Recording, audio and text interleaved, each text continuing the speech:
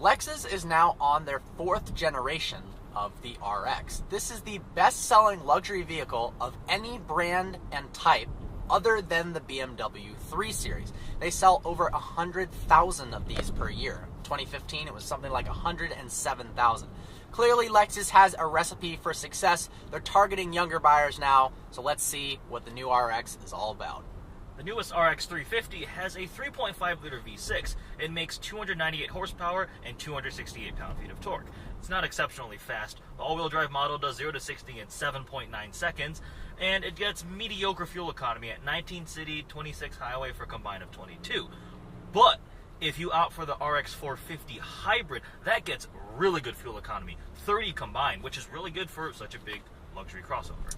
Absolutely. The RX really shines in its interior quality for the money. It's got a lot of technology as well as luxurious materials, and it's very well designed.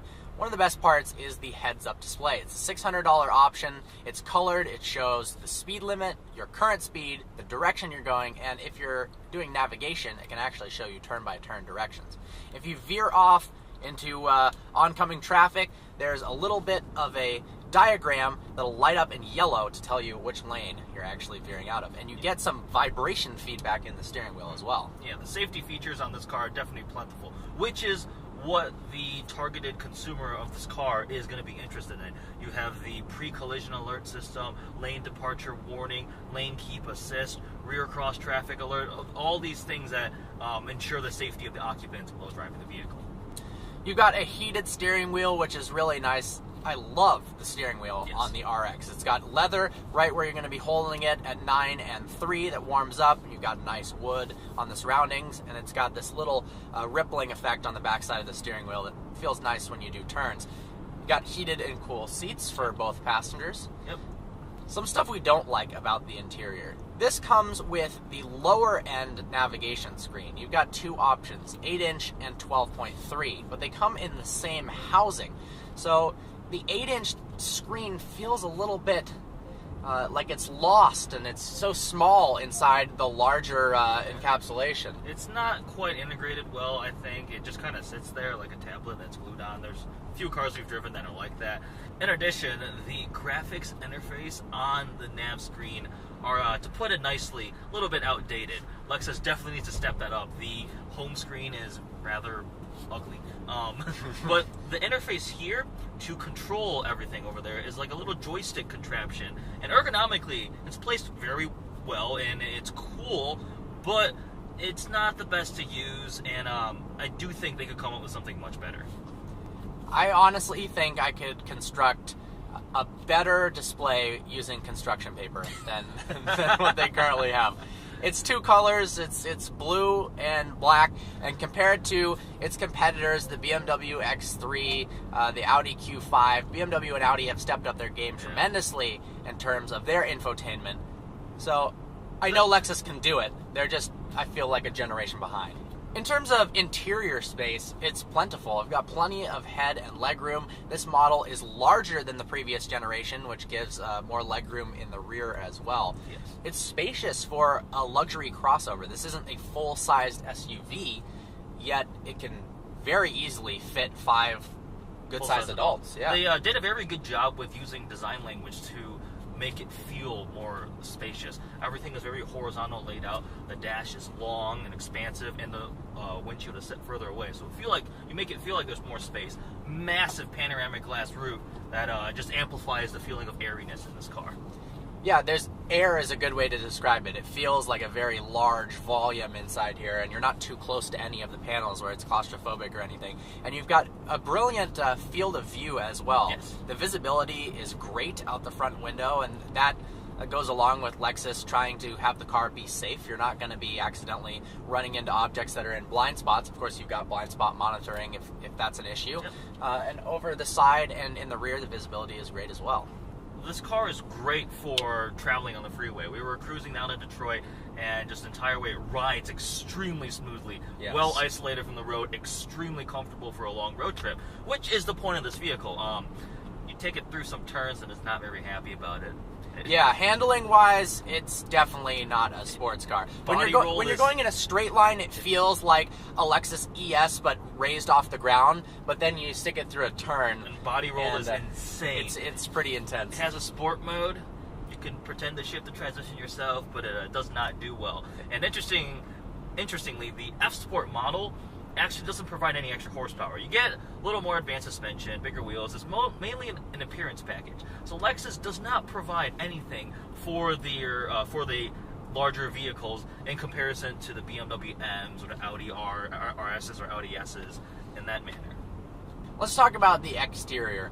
I think that Lexus has differentiated their car from the pack in terms of styling. It looks more aggressive, it's more angular, it's very different than the Acura, the BMW, the Audi that it's competing with. And I like that, especially in F Sport trims. Yes. The massive trapezoidal-shaped front grille. I really like the L headlight and the LED daytime running lights and then the tail lights. Those look really cool. We pulled up next to a brand new Audi Q5, and this looked so much better than that. It's much more aggressive, given the fact that this has rather ugly wheels. The base wheels are horrendous. Yeah, they're terrible. But the upgraded wheels, it is probably one of the best-looking crossovers in the world right now, in my opinion. Absolutely. If you get the F Sport, the spindle grille is a little bit more intense. The wheel options are much, much better.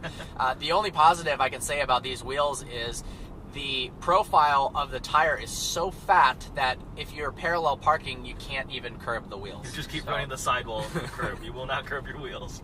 But it's just angular all over, and it's Sharp exciting. Edges, yes. I mean, when the NX came out, I was really excited to see what they were going to do with the rest of the models, and the RX really... The new Lexus design language is extremely aggressive, and I like it a lot. Pricing-wise, the base RX350 all-wheel drive is $43,300, and you can upgrade for another $6,000, $5,800 for the F Sport model, which gives you a much better appearance package, wheels, paddle shifters. It's a cooler vehicle. What would you get? That's what I would get. I would spend the $49,000 for the RX350 if I was going to buy this vehicle. I feel like with this type of vehicle, the hybrid is the most intriguing option. The RX450, you can get the F Sport package with it, so it looks really cool. The hybrid package actually has more horsepower than this one. Yep. And it is the most fuel efficient, and the point of this car is not to be a fun canyon carver. It's supposed to be a nice, comfortable, luxurious crossover, and the hybrid would check all of those. You have the nice technology, the nice luxury, and gets good fuel economy. So definitely 450 hybrid, and it looks really cool with the upgraded wheels. As a summary, here are some of the things we love and hate about the new RX350. First, the reliability. This is a Lexus, and the RX has received a 5 out of 5 dependability ranking from J.D. Power time and time again. This is a car you can drive for 200, 300,000 miles, no problem at all. If you fall in love with this car, you can keep it basically as long as until it just dies of rust in the horrible Michigan winters. Second is the material quality and all the features you get with this vehicle. Everything is high quality and built to a really high specification, and it has all the tech and luxury that you would want for a good price. Lastly, the looks. The RX, when equipped with the F Sport package, is far and above more interesting and better looking than its competition. Some things that we don't like about it. First off, with these wheels, oh my god, they are atrocious. They're small and boring looking, and they kind of ruin the overall look of this car. If we had one with the F Sport package, I'm pretty sure I would love it 100 times more than I loved it. Definitely. The infotainment system is terrible. It's outdated. The graphics really bug me. Yeah. It's laid out in a somewhat intuitive way, but just the look of it takes away from the entire experience.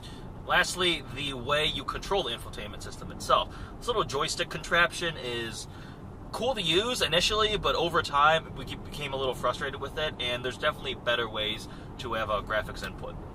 Overall, this is a fabulous vehicle. It's good value for the money. It's very luxurious inside. It's spacious. The hybrid gets great fuel economy. It looks cooler than its competition. It's reliable.